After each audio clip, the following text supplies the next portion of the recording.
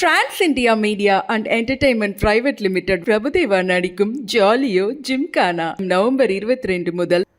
மதுரை ஒத்தக்கடை பகுதியில் ஜெராக்ஸ் கடையில் பணியில் இளம்பெண் இளைஞர் சரமாரியாக தாக்கிய சிசிடிவி காட்சி வெளியாகியுள்ளது.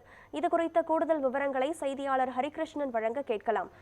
ஹரிகிருஷ்ணன், சொல்லுங்கள், இந்த சிசிடிவி காட்சியின் பின்னணி என்ன? மதுரை மாவட்டம் ஒத்தக்கடை பகுதியில ஒரு சக்ரா நகர் என்கிற பகுதியில் உள்ள ஜெராக்ஸ் கடையில் லாவண்யா என்கிற இளம்பெண் பணியாற்றி வருகிறார்கள். இந்த லாவண்யாவும் அதே பகுதியை ஒத்தக்கடையைச் சேர்ந்த சித்திக் ராஜா என்பவரும் ஒரு நீண்ட காலமாக காதலித்து வந்திருக்கிறார்கள். இந்த நிலையில் சித்திக் ராஜா என்பவர் தொடர்ந்து பல்வேறு குற்றச் செயல்களில் ஈடுபட்டு கைதாகி சிறைக்கு செல்லக்கூடியது தெரிய வந்ததை அடுத்து லாவண்யா அவருடைய காதல அவருடைய தொடர்பை துண்டித்து அவருடைய பேசுவதை தொடர்ந்து தவிர்த்து வந்திருக்கிறார்.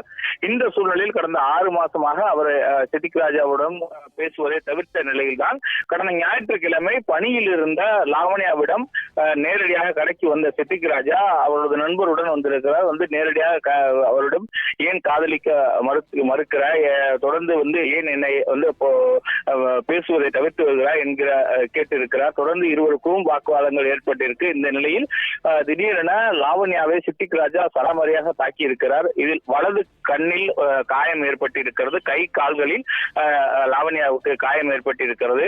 அவரை தாக்கிவிட்டு அங்கிருந்து அவர் தப்பி ஓடிவிட்டார். உடனடியாக அவர் மதுரை அரசு ராஜாஜி தலைமை மருத்துவமனையில் சிகிச்சைக்காக அனுமதிக்கப்பட்டு தற்போது தொடர்ந்து 4 நாட்களாக அவர் சிகிச்சை எடுத்து வருகிறார்.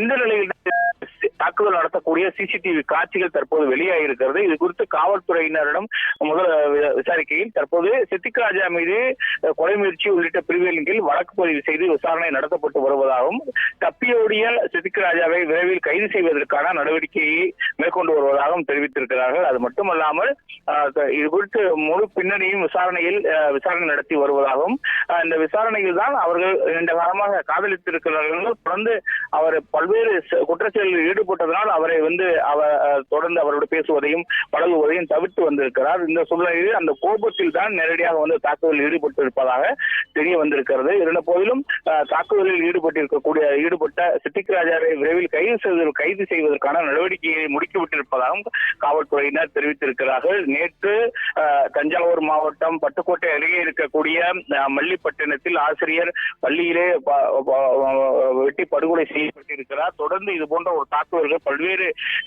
பகுதிகளிலே ஆங்காங்கே நிகழ்ந்து கொண்டுதான் இருக்கிறது. இந்த சூழ்நிலையில் மதுரை ஒத்தக்கடையில் காதலிக்க மறுத்த அந்த இளம்பெண்ணை தாக்கியது என்பது ஒரு சிசிடிவி காட்சிகள் அதிர்ச்சி ஏற்படுத்தி இருக்கிறது.